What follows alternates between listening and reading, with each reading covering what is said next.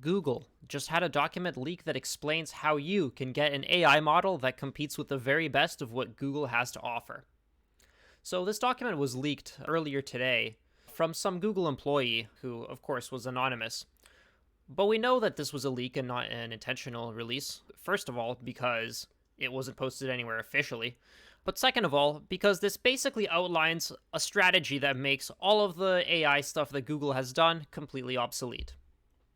For example, we know that Google has put a lot of money into training their own Bard model after Bing Chat was announced. In fact, Google actually had a code red activate that let the company devote a lot more resources to this project. But now this document is saying that all of that is obsolete. As you can see, people are running models on a Pixel 6. You can create your own AI on your laptop in an evening. And there are entire websites full of art models with no restrictions whatsoever. That's for image generation models, and of course text will follow soon as well. Let's take a look at some of these image generation models. Now, I'm not going to scroll down because some of the models here are a little bit sussy, but let's take a look at some examples. So these models are trained for very specific tasks, such as this one, which is trained for generating top-down images of small parks. And of course, the most interesting one, I think, is that the current state-of-the-art model, the absolute best that anyone has made, was trained in a single hour. That seems pretty crazy, because all these models that we've heard of, like GPT-4, ChatGPT, Google's own Bard, they seem to be trained on these huge GPU clusters with thousands of GPUs training for weeks, if not months, with, hundreds of billions of parameters. The document itself says it best. Open source models are faster, more customizable, more private, and pound for pound more capable. They're doing things with $100 and 13 billion params that we struggle with at $10 million and 540 billion params. And they're doing so in weeks, not months. So yeah, this is clearly a huge problem for Google's business model. After all, they're putting so much money into developing this AI that it seems to have just gone to waste. For now, OpenAI's GPT-4 is still in a much better position, but it's clear that that's not going to last, because these open source models are getting better so much faster, and they require so fewer resources to train, that it seems like a company selling access to an AI model isn't really the way forward. It seems like integrating models into various products is where the future of this technology is heading. So what kickstarted all this? What happened? Well, in March, Meta released their Llama model. At first, there was an official release with just the training process and the code itself, but not the weights. But then very soon, the weights themselves were leaked as well. And within just a few days, this model was used to train various other models with small customizations. There are variants with instruction tuning, quantization, quality improvements, human evals, multimodality, RLHF, and various other things. And of course, the links to all these items are in the document, which will be linked in the description of this video. And here we go. Most importantly, they solved the scaling problem. No longer is it required to have the resources of one of these giant tech companies in order to make a large language model. In fact, anyone can do it at this point. And this is perhaps the most interesting point here. Directly competing with open source is a losing proposition. That's right, open source chads, we just keep winning. All these proprietary models, well, it seems like that's not the path forward. It might be better to just have these open models that are customizable and are quickly able to be iterated upon. And it seems like Google is saying that even from a business perspective, that's the best approach. So here's the timeline of what happened. February 24th, Llama is launched.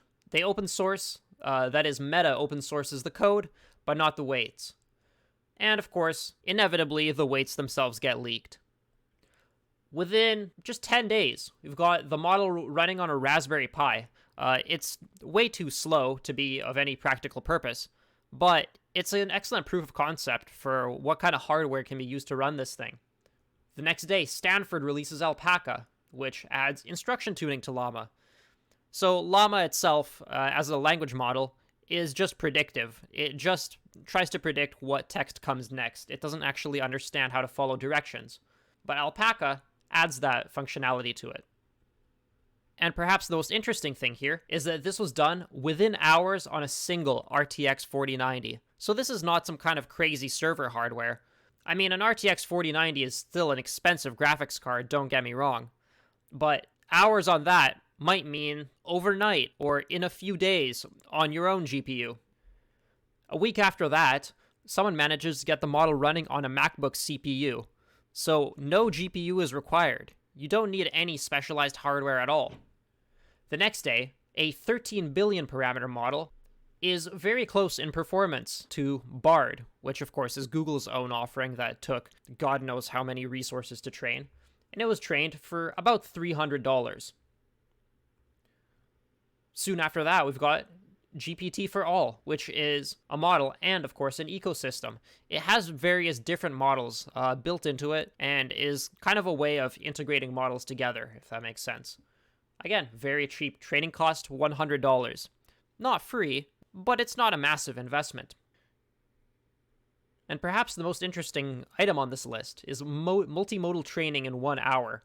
Someone figures out a technique that uses instruction tuning and multimodality, meaning they manage to get the model to follow directions instead of just predicting text, and understand various types of inputs other than just text. So that might be images, for example. And they managed to do it with 1.2 million learnable parameters. Let me say that again, 1.2 million. In the context of large language models, that's tiny. All these models are measured in billions, right? We saw earlier, 540 billion.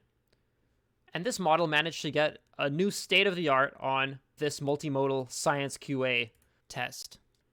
Soon after that, a 13 billion open model and ChatGPT achieve about the same level of performance, which is kind of crazy. I mean, ChatGPT was absolutely revolutionary when it came out. But now, humans are barely able to tell the difference between this and something that was trained for only $100. So what's the takeaway here? Well, the takeaway is that if you need a large language model, then you can get one today. You don't need to subscribe to one of these services that provides access to this massive model for a huge chunk of money, and that, was trained on thousands of server-grade GPUs in some data center somewhere. No, that barrier to entry is much lower.